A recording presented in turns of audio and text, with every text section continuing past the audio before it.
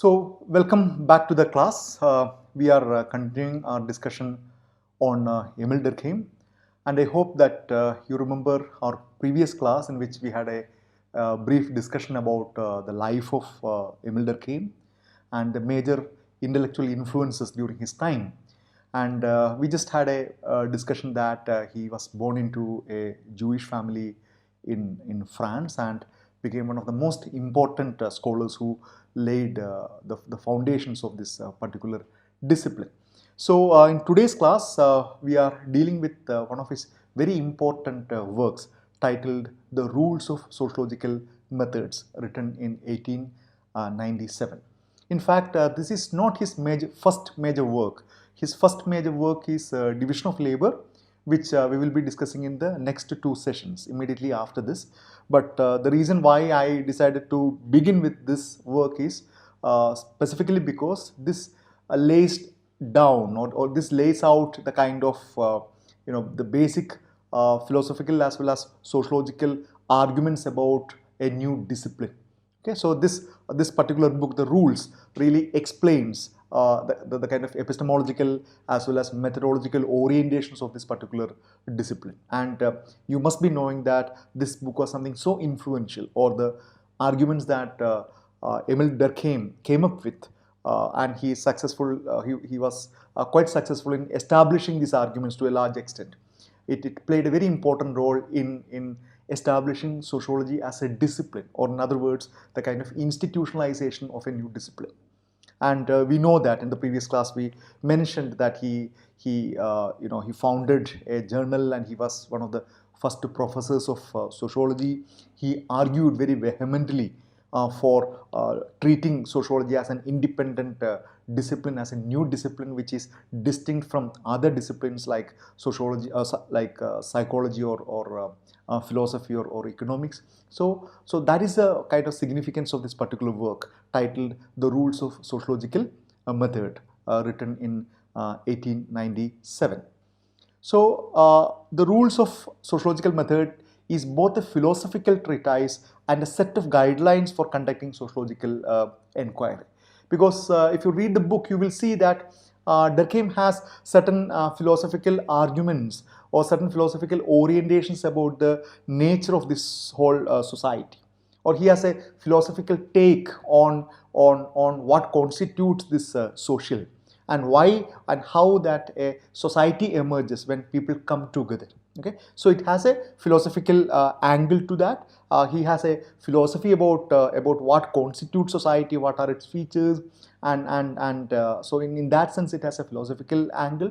On the other hand, he's also he sets out a series of guidelines for conducting sociological inquiry. And as we will see that as we discuss this 5 or 6 chapters in this book, he very specifically lays out what are the important methodological stipulations that one needs to keep in mind while conducting a sociological inquiry.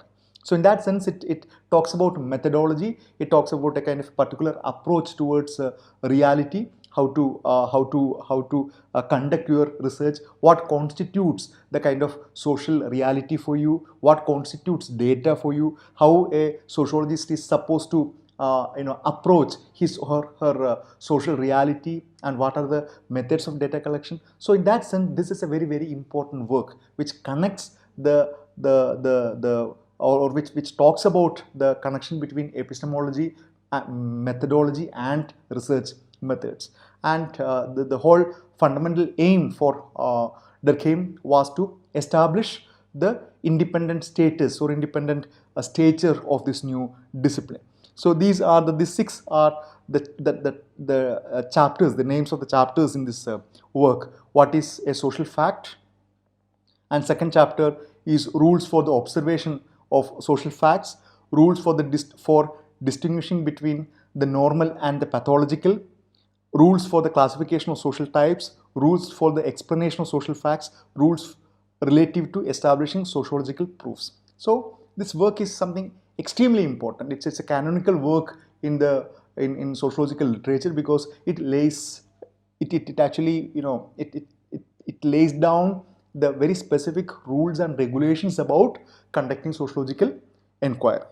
And of course, quite a lot of criticisms, quite a lot of disagreements, alternative views about society and alternative views about methodology have emerged later. But Durkheim played a fundamental role in establishing a kind of a positivistic, empirical, empiricist orientation to this discipline, and it's something very important. So, in his previous work, this division of labor, which we are going to discuss in the next session, he proclaimed that moral facts to be sociology's subject. But later in his work, this rules, he changed this terminology to that employed earlier by Comte and argued that social facts were the distinctive subject of sociology. So you will see the kind of transition in Durkheim's own work with the kind of a preoccupation from the kind of a moral facts to social facts when he comes from this division of labor to that of rules of sociological method. And we will come back to this question, his preoccupation with the issues of morality. And he had a very fascinating arguments about why moral positions are important. We will discuss it when we discuss his arguments about education. He did not believe in a host of other sociologists who did not take any particular position with respect to moral positions or morality. He argued that sociologists need to take a particular position because these particular positions, especially moral positions, are something so important for the well-being and health of a society. These terms are problematic, but we will come back to that later. But his argument is that his fundamental point about sociology is that sociology is the study of social facts. So in today's class as well as in the coming throughout this lecture, we will come across this term social facts quite often, and this term constitutes the central engagement of Emile Durkheim. For him, society is it comprises of social facts, and the duty of sociologists is to understand these social facts and then study them in a scientific manner. So how does he define social fact? Durkheim defines social fact as it consists of ways of acting, thinking and feeling external to the individual and endowed with the power of coercion by which they control him or her, any human being. So it's such a very broad and vague definition. We will take up certain examples. We will look into the specific characteristic features of social facts. But Durkheim describes, or he defines social fact as it is consisting of ways of acting. It's a very broad definition. Ways of acting. We act in certain very specified manner in different contexts. Okay, the way we act in a temple or in a church is quite different from the way we act in a place of recreation, isn't it? The way we act in a place where somebody is died is very different from the place where we act when somebody gets married.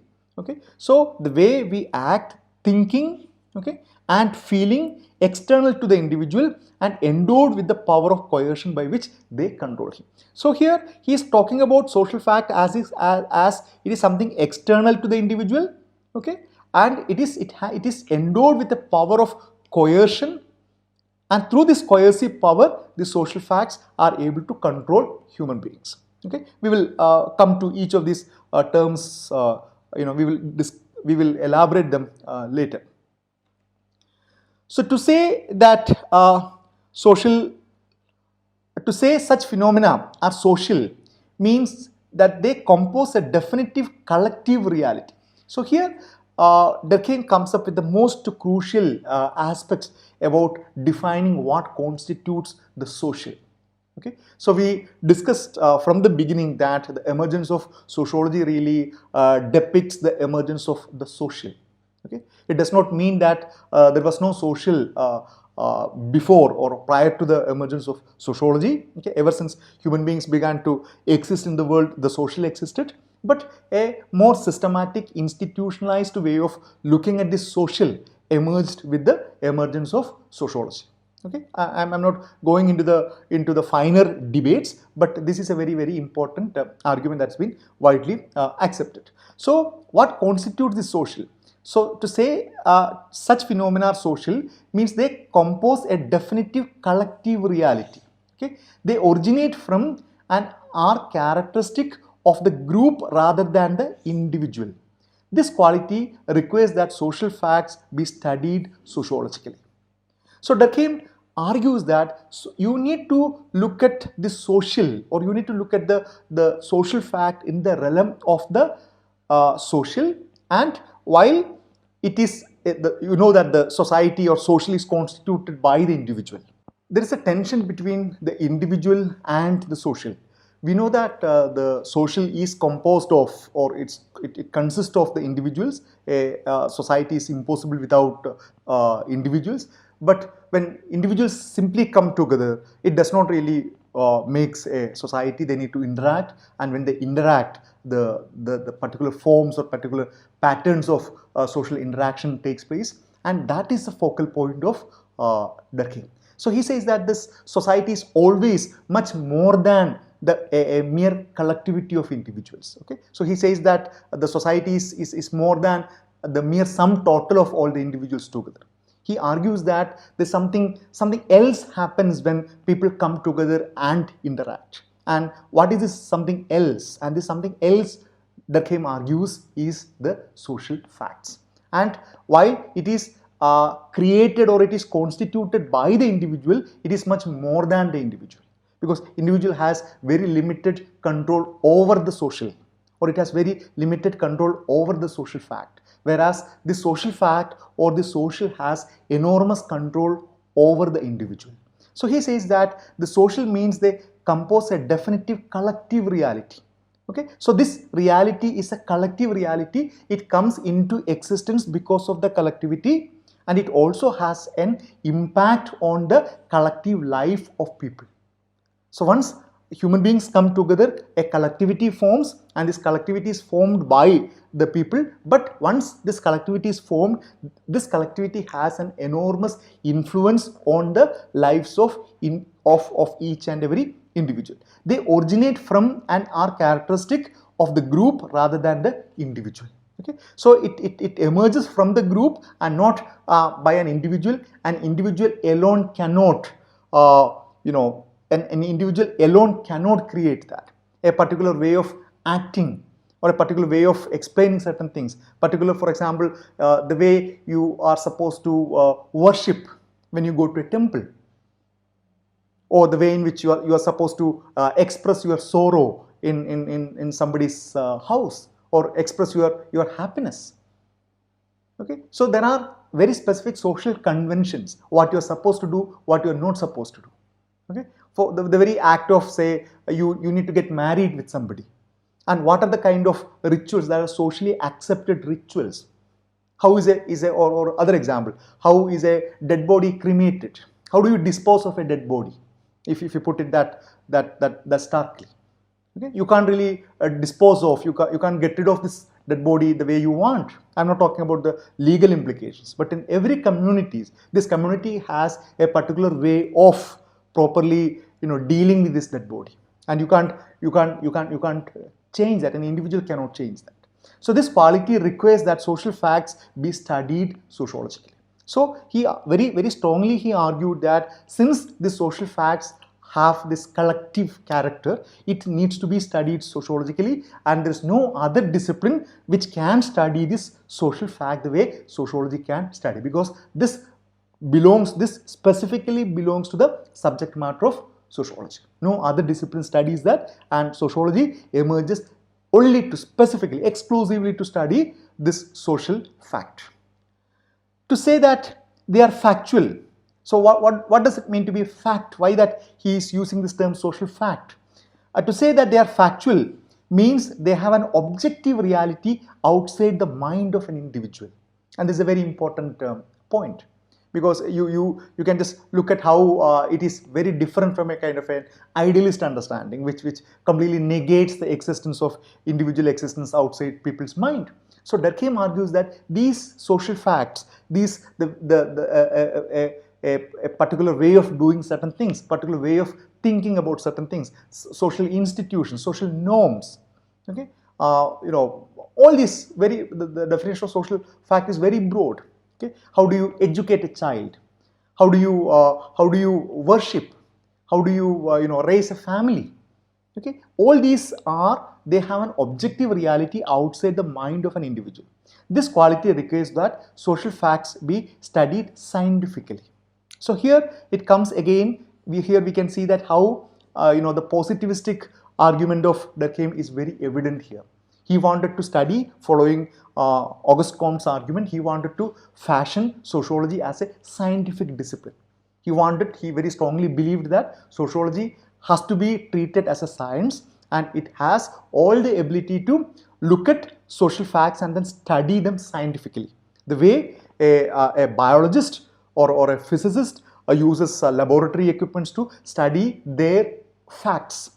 And their facts in a laboratory could be what they see or what they see under microscope, or what they the kind of experiments that they do, or the kind of data that they read as a result of certain experimentations. So here Durkheim is arguing that the social facts need to be seen as factual as the kind of data that are being used by other scientists. So three defining characteristics of social facts. One is externality, second one is constraint, third one is generality. And each of these three terms is mentioned in his definition that we discussed. Now let us examine them one by one. Externality. So Durkheim argues that social facts are ways of thinking and acting that exist prior to and outside the consciousness of the individual. This is something that we just mentioned. So why that it is external? Because it is external because it exists outside an individual. Okay, when a child is born, there's nothing biologically inscribed, or there's nothing genetically inscribed in that child's body about how he or she should behave in certain kind of social situations. Okay, it has nothing biologically inscribed. There's no genes at play here. It's purely a social phenomenon. A child understands the social facts only through the process of socialization. How to behave in certain ways, how to conduct their activities in society. Each of these things are understood by looking at through the process of socialization. So it exists and prior to and outside the consciousness of the individual. We are born into a world consisting of already formed and often long-standing social institutions, cultural ideals and customary practices. Now, each one of us, if you by now you are familiar with this whole idea of sociological imagination, and if you take a step back and then try to understand what are the kind of social institutions, cultural ideals and customary practices that govern our life, whether it is about food habits, what are the things that we are supposed to eat, we are not supposed to eat, how we are supposed to eat, or our religious practices or our family practices, customs associated with marriage, the practices associated with education, practices associated with delinquency or deviance or law. So if you take each of these examples, each one of them are outside the individual, okay, and they are already formed and often long-standing social institutions. And a number of examples. This example of marriage, how you want to get married to somebody. Okay, how do you ensure that, or how do you get married to somebody else? Okay, you eloping with somebody simply does not work. But there are communities, there are societies where marriage by elopement is an accepted one. But if you are not living in those societies, if you elope with somebody, then it can land you in trouble. So each of these institutions, you are actually socialized into these institutions, into these cultural ideals, into these customary practices. Examples of institutions: religion, marriage, expressions of anger, hunger, authority, everything. You know that expressions of anger or hunger. How are we expected to control our hunger? Isn't it? Well, even if you are really hungry, there are situations where to say that I'm really hungry, I need food, may not be, looked, it may not be welcome. Or we are trained to deal with our emotions, whatever fear, for example, or sadness, for example, especially with the men. Men are not supposed to cry, isn't it? Men are supposed to control their emotions, far efficiently than that of women. So I'm talking about the kind of a social constructs which put enormous pressure on the individual. These are social facts, collective realities. They exist external to us as individuals, products of our historical heritage and social milieu. So this brings in the most fascinating aspects. They are our historical heritage. Many of the things that we consider as the most authentic, essential aspects of our culture, and if you look at them with a historical lens, you know that many of them could be very, very new additions. They are not as old as our civilization, or they are not, they don't exist, from the very time immemorial. These things could be very, very new. They could be very recent, and they are products of our social milieu. They are the products of this particular socio-cultural context, the kind of milieu. And the moment you move out, if you travel back in history, you will see a completely different society. If you travel across the place, if you move to another society, you will see completely different set of ideas about how to live in a society. So this relativity in terms of place and time makes the study of sociology really fascinating, especially with a comparative perspective. We can understand neither their nature nor their causes by searching them within ourselves. This is the very, very important point that Durkheim highlights. You can't really understand neither their nature nor their causes by searching within ourselves. Why that we are doing it? Why are we conducting our prayer in this particular manner? How are you disposing of the dead body of our relative in this particular manner? An individual is unable to answer this. And the second one is constraint. Social facts, not only they are outside you, but they have the ability to put enormous constraints on you. They can influence you, they can control you. Social facts, in addition to being external to the individual, possesses a compelling and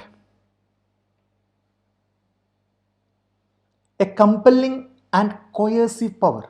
They impose themselves on the individual from outside, like molds into which we are forced to cast our action.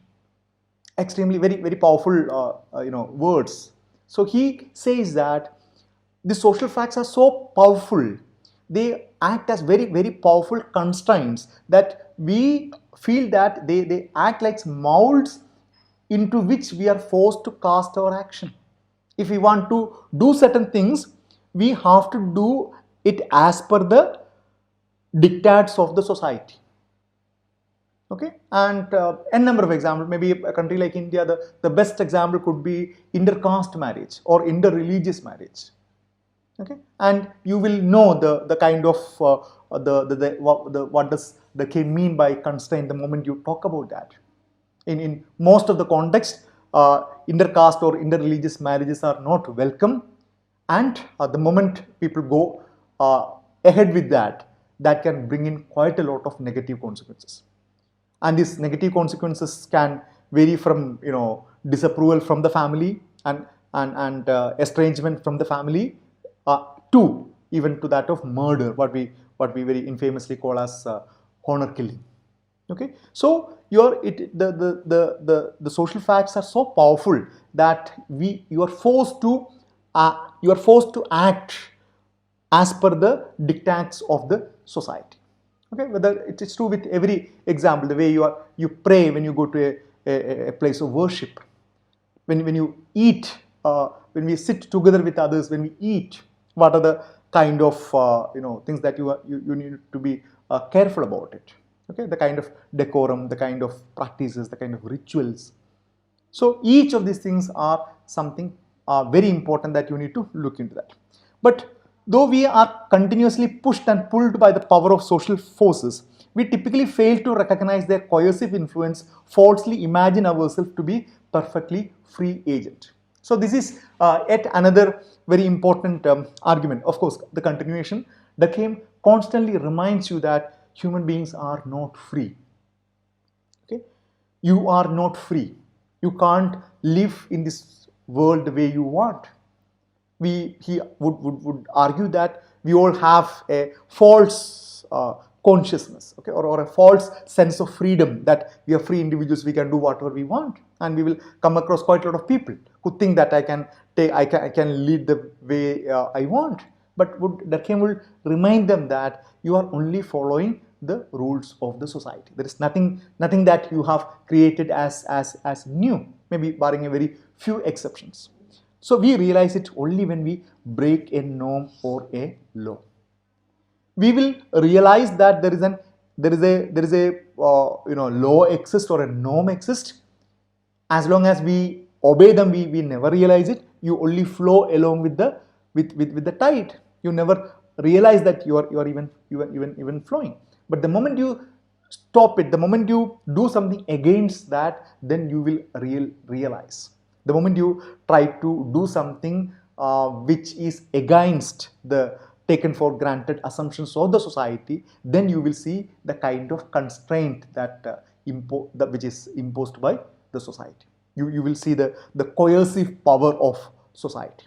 So that is whether it's a norm, whether you disobey a particular norm or you disobey a law, you will realize it. Whether it's in the case of marriage or dressing habit, or the way you the kind of occupations that you are doing, in whatever you consider even as your personal actions will come under scrutiny the moment you break these norms or a law. And the third feature is generality, which is again very interesting. So social facts also have the characteristic of being general within a group. Okay, so the social facts is, as we have seen, it is not the product of an individual. An individual cannot bring in a social fact, neither she or he can change it. Most of the time they only go along with that. Okay, so they are being general within the group. But he makes a very interesting point here. He says that social facts are not collective phenomena because they are widespread. They are widespread because they are collective phenomena. Okay, so they become collective phenomena not because they are widespread, but the logic is the reverse. It is so important, it's a collective phenomena, so that it has to be seen among almost everybody. Okay, so that's a point. It's not that you identify certain things looking into whether that particular practice is followed by everybody, and then you decide, okay, that it's a collective phenomena. That's not the way Durkheim goes about it. Durkheim will look into whether it is something so important. Then if it is so important as a collective phenomena, then it must be general for everybody. You can't have so many different things for a people who belong to a particular society. So it is general because it is a collective phenomenon and not the other way around. A common way of doing, behaving in a certain group. Even punishment in a particular society, how are punishment delivered? Okay, or how do you distinguish between good and bad? What are the accepted and non-accepted ways of behaving in certain different contexts? Whom can you get married to, for example? Okay, whom can you get married to? Or what are the that in every society there are certain groups of people whom you can get married, certain other groups whom you are not supposed to get married. And each of them, Durkheim would say that they are collective phenomenon, and that is why they are found in every society. They are something so crucial. Durkheim proposes a conception of society not only as a reality sui generis, a reality of sui generis, a reality of its own, and a distinct object of knowledge, but as something superior to and even dominating the individual. He explicitly challenges the common sense view that individuals are the completely autonomous authors of their own lives. So, or rather, now you realize that Durkheim has a rather pessimistic view about human beings. Okay, he is not somebody who will grant that, okay, you are free agents, you can lead the way you want, you can mold the world according to your ideas and aspirations. No, Durkheim takes a very rather negative, rather pessimistic view. He would say that the social structure is something so rigid that you are supposed to live in that. It's something like a cage. In a cage, that you are put in a cage, and then you can behave the way you want only, but only within that particular cage. And this particular pessimistic idea about human freedom, how human agency have come under a lot of criticism by a lot of other scholars. We will take them up later. But the argument as a completely autonomous people who author their own lives, as per Durkheim, is only a fallacy. It doesn't exist. Nobody is the master of their own lives. There is a major overarching force known as the society is watching, it is controlling, and even Durkheim would say that even our choices about alternatives, okay, even our choices about alternatives are specific, they have a social origin. So there is very few things that you can really credit to yourself as your own idea, your own way of living, in a very distinct manner. So Durkheim would say that even your possibilities of choices, your spectrum of choices are limited by the very existence of society. I found it very interesting argument. It's of course it's a very depressing argument, but it's a very interesting argument. When you look at experiments, you look at alternative forms of living, when you look at some people who say that they are very free, they are very independent, they are exceptional, then this question comes into picture. Now, society for Durkheim is more than the sum of the individual who make it up, and the qualities of societies are likewise different from the qualities of its constituent members. So this point I mentioned earlier, society is something more than the sum total of the individuals who make it up. Okay, so if you put a group of people together, what emerges as a society is much complicated, is much more than the total number of these people. And the qualities of society are likewise different from the qualities of its constituent members. The system formed by the individual relationship, he says, represents a specific reality which has its own characteristics.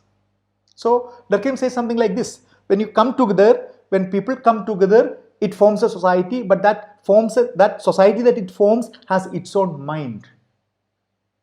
Okay, so you give birth to certain thing, and that thing that you have given birth becomes much bigger. It assumes its own feature, and then it begins to control. This distinctly social reality, an outgrowth of human interaction, is the particular subject matter of sociology. So this is the most dominant theme in his entire narrative, that there is a particular domain called as social, and he uses the term social facts, and it has to be studied exclusively in order to understand how a society works. And he argues that is the job of sociology, and no other discipline can study that. His explanation is meant to legitimate the independent status of sociology, to show that it is not simply a corollary of individual psychology. Durkheim takes major issue with the psychological explanation, and we will see that when he discusses the whole idea of suicide, a classic study, the best example to distinguish the perspective between sociology and psychology. So Durkheim is very categorical that sociology cannot be, or society cannot be seen as a corollary of individual psychology, rather it has its own independent existence. Now, collective consciousness is fundamentally different from the states of the individual consciousness. And this is a term which we will come across in detail when we study division of labor in the next class. But he argues that this collective consciousness is fundamentally different from the state of individual consciousness. And this also has been many times used as conscience, not as consciousness, not only as consciousness. So just like an individual has a consciousness, an individual has a conscience about what is right, what is wrong, what is good for something, what is bad for something. Durkheim would argue that even a society also has something, a kind of a collective consciousness, and that is quite different from the state of the individual. Now, let us very briefly go into some of these important chapters in his work. So this first one, the rules of observation of social facts. Durkheim argues that or Durkheim suggests what are the rules when you observe the social facts. The first one, he says that the personal biases and preconceptions must be eliminated. A very important argument, and this is where you are you will be forced to critically look at your own subjective biases in terms of your opinion, in terms of your ideology, in terms of your religious belief, in terms of your caste outlook, in terms of your gender outlook. You are supposed to keep away all your personal biases. Claimed that they are able to do that, but we know that it's impossible for a researcher to completely move away from all their identity markers, their ideas and everything. But a person can be quite reflexive, to be sensitive to their own biases, and then try their level best not to influence their biases, or not to get influenced by their biases when they study something. So here Durkheim is making a distinction between this subjectivity and then objectivity, and preconceptions must be eliminated. The phenomena under study must be clearly defined. So what exactly are you going to study? What are its boundaries? What are its conceptual, what are its conceptual categories?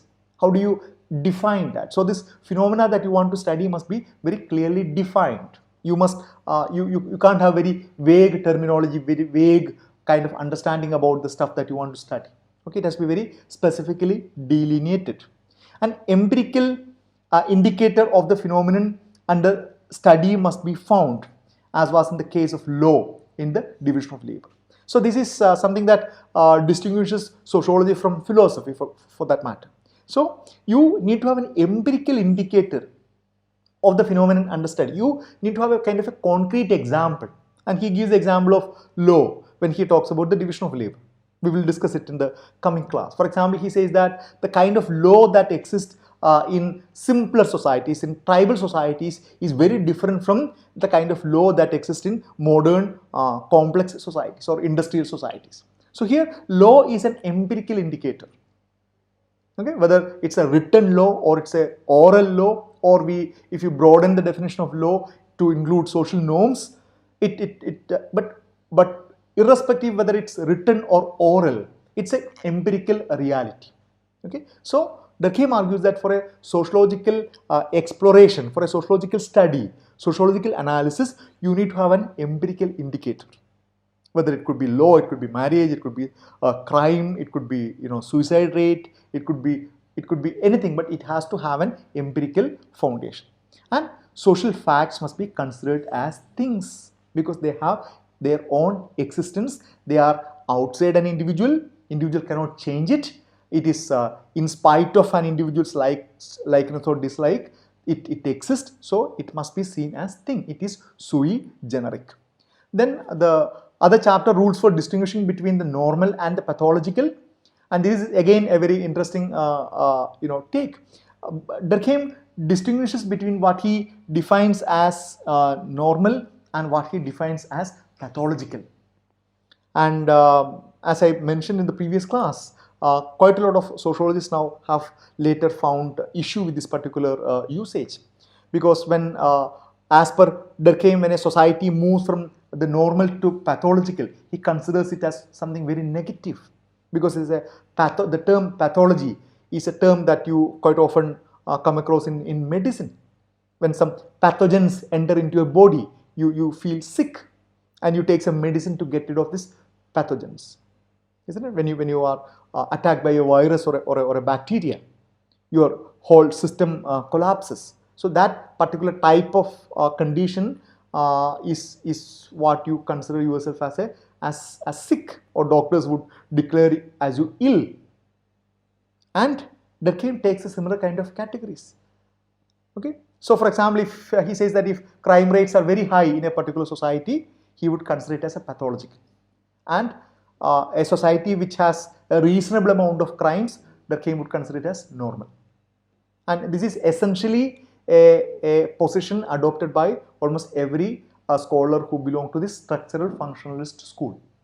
I'm not going into the details, but structural functionalism really is based on these assumptions that there is a kind of an equilibrium, there is a kind of a balance, and this balance is what Durkheim calls it as normal. And anything that disturbs that balance would be seen as unwelcome, it would be seen as pathological.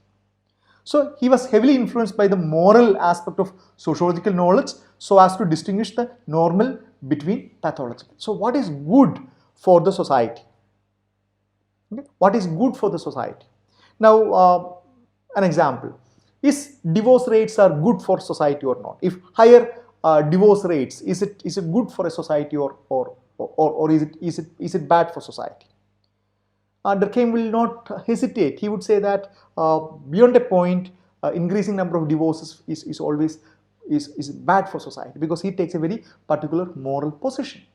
But whole lot of other sociologists may not take that.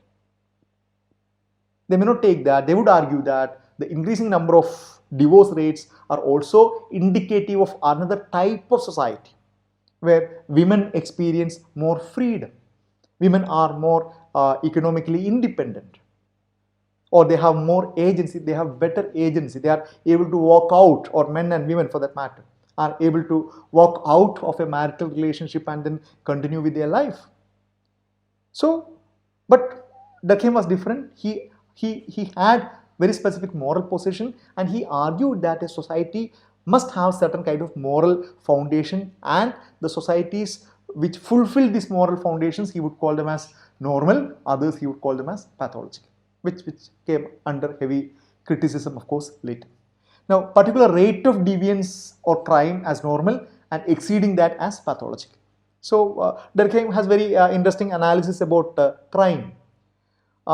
He says that there is no society where there is no without any crime. Every society there is crime, and you can't have a society without the notion of crime, because crime is what he calls it as functional. Durkheim says that crime is functional because the crime helps you to understand the boundaries of the accepted behavior. The crime helps you to get a more rigid understanding about what is accepted and what is not accepted. People who take up crime are punished. Okay? And this punishment sends out a warning to others that such and such actions are not permitted. So Durkheim says that a specific amount or proportion of crime is welcome, or a specific rate of deviance is welcome, or it is essential, okay? But not beyond a point. And exceeding that is pathological. Then for rules of classification of social types. Now, how do you, Durkheim was a very important believer of classifying society into different sections, and specifically based on empirical positions. So Durkheim's evolutionary perspective, coupled with his strategy for diagnosing normality and pathology in social systems, made inevitable a concern with social classification. So Durkheim, following this evolutionary perspective, Durkheim had to come up with this scheme of evolution, moving from one state to the other and to the other in a qualitatively better manner, in terms of increasing complexity, as we have seen in the case of Auguste Comte and Herbert Spencer. So, although specific systems reveal considerable variability, it is possible to group them into general types on the basis of the nature and the number of their parts and the modes of combination of parts. And he's talking about system. Okay, so this will become more evident when we discuss this division of labor, where he talks about societies transitioning from simple society to complex societies. Societies characterized by a mechanical solidarity to societies characterized by organic solidarity.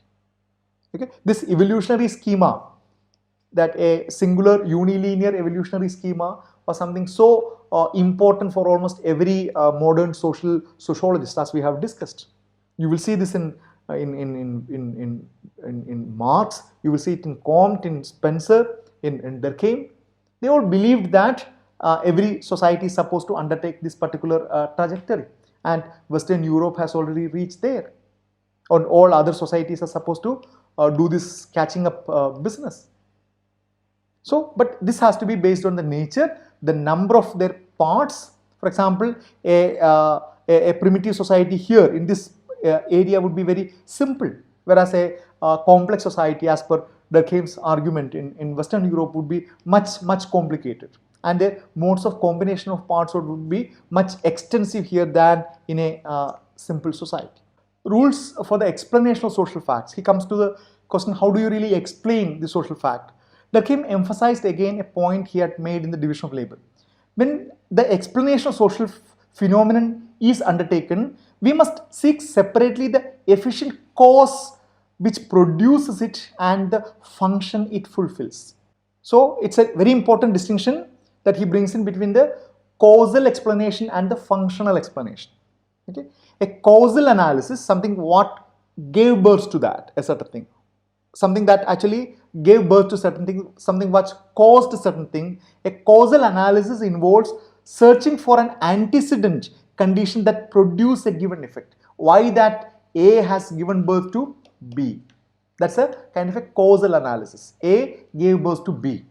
Whereas the functional analysis is concerned with the determining the consequences of a social fact. Now, functional analysis will be bothering about what this B does. What are the features of this particular B? So he makes a distinction between the causal analysis and the functional analysis. Now, the causal analysis is about the conditions antecedent, the antecedent conditions that produce a given effect. If B is the effect, A is the antecedent condition, A is the causal effect. And what is the functional analysis? Functional analysis is concerned with determining the consequences of a social fact. Okay, so what are the consequences of B? And there is a misunderstanding between or there is a confusion between the causal analysis and a functional analysis. Often there is a possibility that this functional analysis could be explained on the basis of causality. So these are these are its function, and these functions are there because of a particular cause. So there is no automatic correspondence between the cause and the function, and these two needs to be seen as separate forms of inquiry. What gave birth to a particular condition and what are the consequences of that particular condition, or what are the specific functions that this particular condition fulfills. Okay, so these two cannot be clubbed together, they cannot be taken for granted, or they cannot be seen as a kind of very closely connected. Rather, they need to be seen as through separate analysis. So functional analysis is concerned with determining the consequences of a social fact regardless of its cause. So we do not, while we analyze this particular functions, okay, that B carries out, and then reducing it to that of this particular cause could be always problematic. For the social whole, regardless of its cause, for the social whole or larger context in which it is located. Complete sociological explanation involves both the causal and functional explanation, as Durkheim has sought to illustrate in the division of labor. So he argues that when you analyze the social fact, you need to be really clear about the context or the reasons why it came into existence, and also what it actually does. And sociology as a science superior to conventional wisdom about society. This is another very important point. I hope that you remember when we discussed about common sense, isn't it? When we discussed about common sense, when we discussed in one of the first classes, we spoke about how sociology is different from common sense. So Durkheim very strongly argued that the kind of perspective that sociology offers about social reality is definitely superior to the conventional wisdom about society, the kind of a popular understanding about society, the commonsensical understanding about the society. So that is why he argued that a sociological method or a sociological theory must be given its due credit. Okay, so this is fundamental argument, and we need to understand the context in which he was making it. He was talking it in the formative periods of the establishment of sociology as a distinct discipline, and probably compared to any other sociologist, he was the one who very strongly argued for the independent status of this particular discipline. It has to be seen as distinct and separate from psychology, from philosophy, because it has a unique subject matter, and this unique subject matter is what he calls it as social reality or as social fact. Okay, so once, if you are winding up, once we try to wrap up this session, this book, this Rules of Sociological Method, is considered to be a canonical work in sociology and classical sociology, because Durkheim, one of the founding fathers of sociology, he explains what, why and how you must look at sociology in a methodological manner, in a methodical manner, and what are the kind of underlying methodological and epistemological assumptions. So that is why I began this class by saying that it has both a philosophical angle as well as a sociological methodological angle. Okay, so he has a particular argument about the philosophical argument about the nature of society and the relation between society and the individual, and also very specific elaboration about the sociological the sociological methodological protocol, a protocol that you need to undertake when you carry out sociological analysis. So this book, this Rules of Sociological Method, really cemented the position of sociology as an independent discipline, and even now it is widely referred to. It's considered to be one of the most important classical works, because it's a work, it's a methodology work. It really defines the discipline in a particular way. It defines the discipline as an empirical positivist scientific discipline by arguing for an exclusive character for this discipline. So let us stop here, and we will take up his work, his magnum opus, Division of Labor, in the next class. Indeed, we will have two classes, two sessions on division of labor, because it's a lengthy discussion. So see you then, and I'm winding up. Thank you.